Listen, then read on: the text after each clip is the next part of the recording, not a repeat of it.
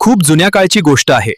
प्रभू श्रीराम आणि त्यांचे बंधू लक्ष्मण माता सीतेचा शोध घेत दंडकारण्याच्या घनदाट जंगलात फिरत होते. लक्ष्मणा, हे जंगल फार भयानक वाटत आहे. सीतेचा शोध आपण सावधपणे घ्यायला हवा. हो भाऊ, मी धनुष्य सज्ज ठेवतो. भाऊ, हा आवाज कशाचा आहे? थांब लक्ष्मणा, काहीतरी भयंकर जवळ येत आहे. त्यांच्या समोर एक अतिशय विचित्र आणि अक्राळ विक्राळ राक्षस उभा होता. त्याचे नाव होते कबंध.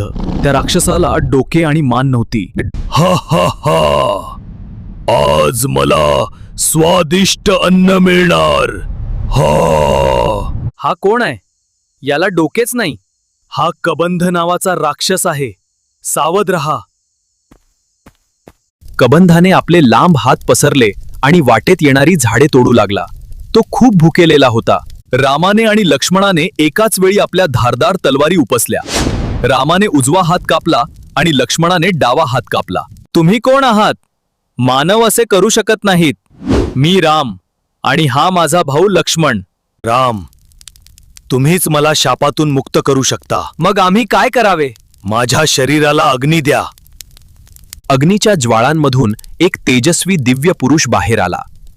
तो कबंधाचा मूळ अवतार विश्ववसु गंधर्व होता. मी आता मुक्त झालो आहे. धन्यवाद प्रभू राम. सीता माता ऋष्यमुख पर्वताजवळ आहेत. तुम्ही सुग्रीवाला भेटा. धन्यवाद. आम्ही नक्की तिथे जाऊ. मुक्त झालेल्या गंधर्वाने रामाला नमस्कार केला आणि म्हटले, प्रभू, तुमची सीता माता नक्की मिळेल.